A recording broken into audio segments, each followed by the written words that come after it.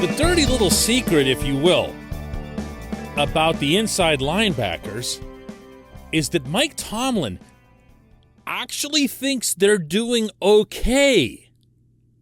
And there's a reason for that. Good morning to you. Good Wednesday morning. I'm Dejan Kovacevic of DK Pittsburgh Sports, and this is Daily Shot of Steelers. It comes your way bright and early every weekday. If you're into hockey and or baseball, I also offer up daily shots of Penguins and Pirates, where you found this. Mike Tomlin had his press conference yesterday. No, I'm not getting into any of the stupidity. This is not, this podcast, the place for hot takes, manufactured crap, pointing fingers at this reporter or that reporter or any of that nonsense.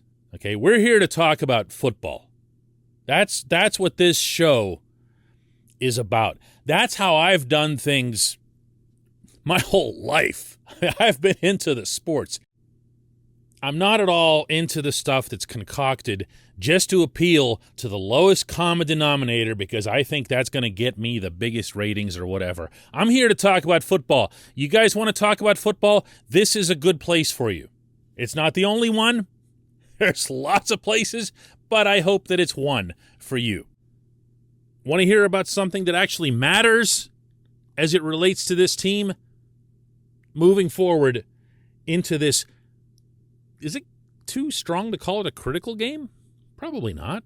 Critical? It's a difference between 4 and 3, 3 and 4. It's a division opponent. It's on the road. You're seeing the rest of the division start to move upward, potentially away from you. Yeah, it's critical. It's critical. And if the Browns do what the Browns are capable of doing, meaning with the running game, regardless of whether or not Nick Chubb is healthy, regardless of whether or not Baker Mayfield is back there to provide mobility, they're going to have to tackle. And they're going to need a superior performance from their inside linebackers. How is it that the inside linebackers, Devin Bush, Joe Schobert, to a lesser extent Robert Spillane, have gotten completely free passes from the fan base, at least as far as I can see, in terms of criticism? You hear some of it related to Bush because of his draft status. But Schobert and Spillane, it's just like it's presumed that they stink and then that's okay. And that it's okay that those were the guys that Tomlin and Kevin Colbert thought, yeah, these are our inside linebackers. Even though they had to go out and get Schobert late in training camp. You want to know how? Listen to this pertinent line from Tomlin yesterday when asked what has to happen for his inside linebackers to be better. The quality of their play could be better, but so could the play in front of them. And so together we eat or do not. You know, it's a collective thing.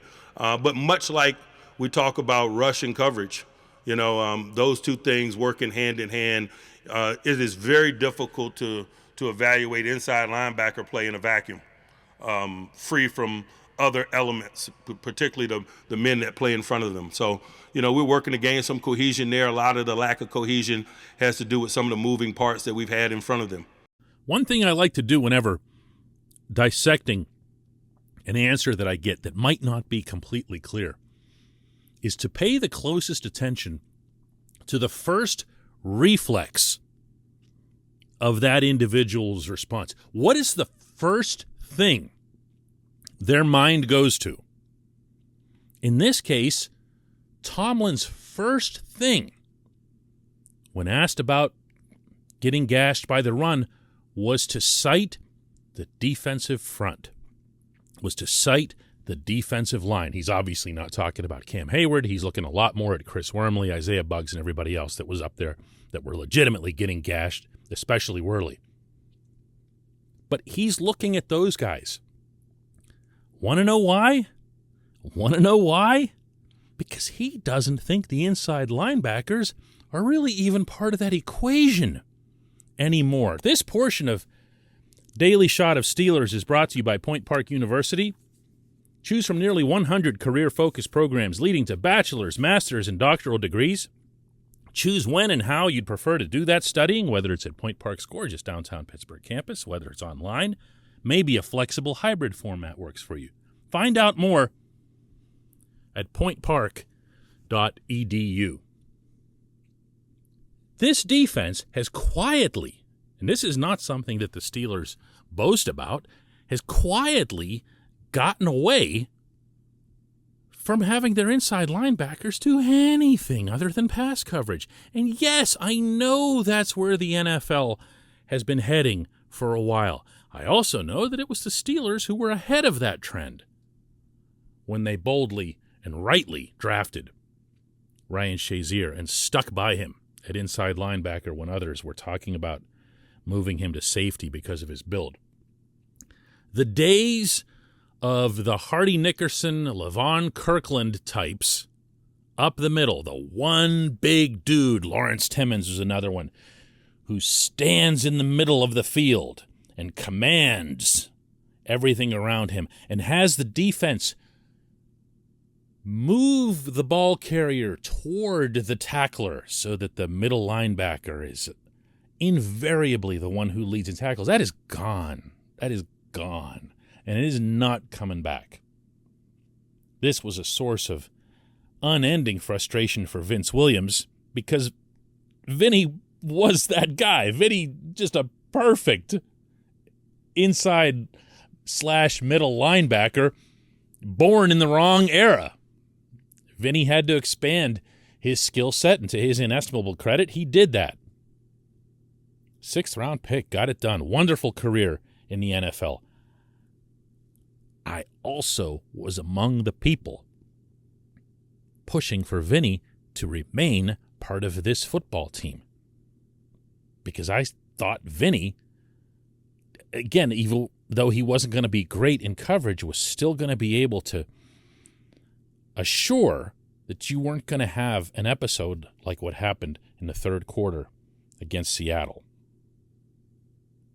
That's the thing that really juts out here. And I know the Steelers are looking at it and everything else here, but my bigger issue is that these inside linebackers are just off the hook for everything. They're not expected to be great in pass coverage. They're definitely not expected to be any good at stopping the run. What's the bar for these guys? Why, if you have such a low bar, do you move up to 10th overall to take this guy? Meaning Bush, of course. What is the expectation for these players? Why can't anybody, inside or outside, fairly expect them to produce something of significance? Bush is supposed to be delivering some kind of splash. Now, yeah, there's things that he does that don't necessarily get appreciated by the more common fan. His ability to cut off and navigate and patrol screen passes, for example, is really special. His ability to stay with guys who might be, a little thinner, a little faster than him on routes where teams are trying to do some misdirection and moving people around, that helps too. But that's not why you do that. That's not why you get this player. There should be something there. Schobert, I said this from day one of the preseason, so now it probably sounds like I'm picking on it, but I saw nothing right off the bat. I mean, I saw his numbers with Cleveland when he was going to the Pro Bowl and he had this great run of interceptions. Where are those now? Where are those now? Hold up a fist and look at it, and that's the number of interceptions he's got.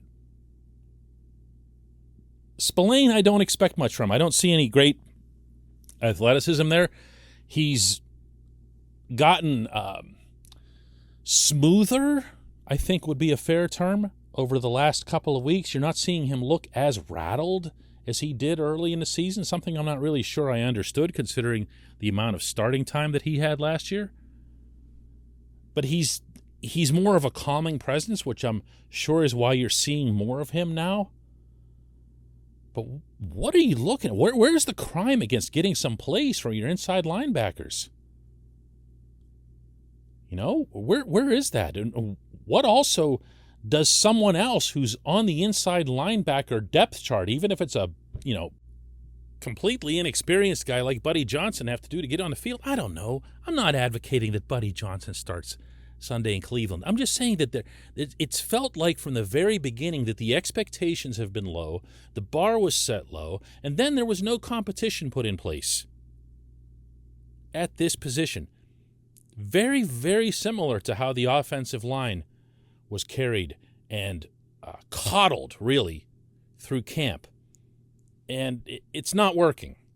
It's not working, and it's not right. The inside linebackers need to become part of this defense. They don't have to be great. They don't have to be stars, but they can't just be nothing, and it can't be okay. When we come back, just one question.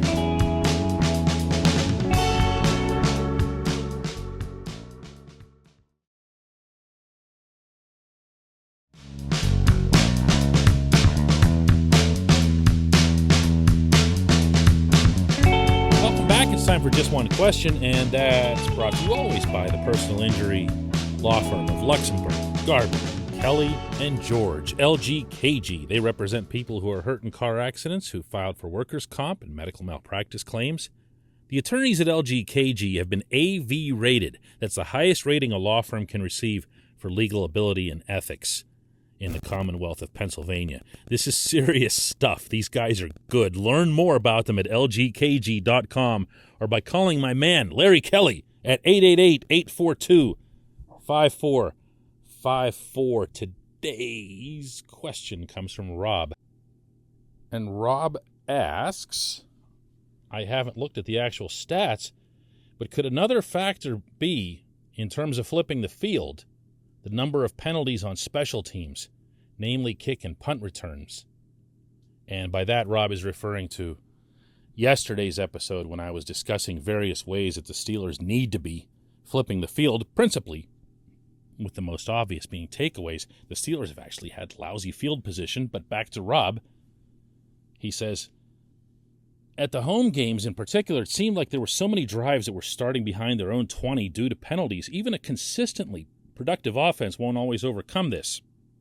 And it seems to happen more frequently early in the game or the half when everyone's still trying to develop a rhythm. Yes, and yes. There are few things in football less excusable than special teams penalties. You don't ask those guys a lot. And I say that respectfully. I say that knowing how little they're paid, how short their careers are, and how much they give. And on top of that, way on top of that, how dangerous those roles are. But you signed up for them, and you can't have flags getting thrown. And we see it time and time again. Now, Rob, some of the penalties that you're referring to, and I think a lot of this is still searing in everyone's brain from the opener whenever there were all those false starts and the offensive line was brand new. So it obviously wouldn't be right to lump those in with the special teams penalties, but those have happened. Kick returns, punt returns, and the Steelers have had abysmal field position all season long. And this offense is not wired for 80-yard, 90-yard drives or even getting into field goal range from that distance. Best way to handle that, the best way to change that, is what I talked about yesterday.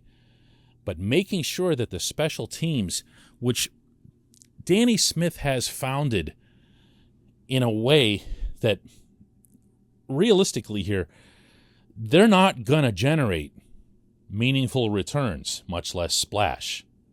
They haven't for a very long time. And, it's easy to say, well, when you had Antonio Brown, you were going to get this kind of return or that kind of return, or even for the short amount of time that Deontay Johnson was back there when he wasn't fumbling, Deontay had some kind of electric capability to him. Ray McLeod's not being tasked with anything of the kind. Ray is told one thing and one thing only throughout the week. Don't let go of that football. Whatever it is that happens, go down. Don't let go of the football. Don't put yourself in a position to let go of the football. And as such, because you're not even tasking these return teams with some kind of super clever scheme to spring like some big Devin Hester touchdown or whatever, just do your jobs. Just do your jobs. Don't block somebody from behind. It's not worth it. If you see their numbers, don't push. It's not that hard. It's not that hard. Don't hold them. Don't block them from the side. Ray's not going anywhere anyway. I mean, wait till Ray's out of the room to say that, but he's not going anywhere. You might as well just not block anybody at all. It's better than taking the penalty. It's better than taking the penalty. The bigger point here, though, remains that this offense needs help.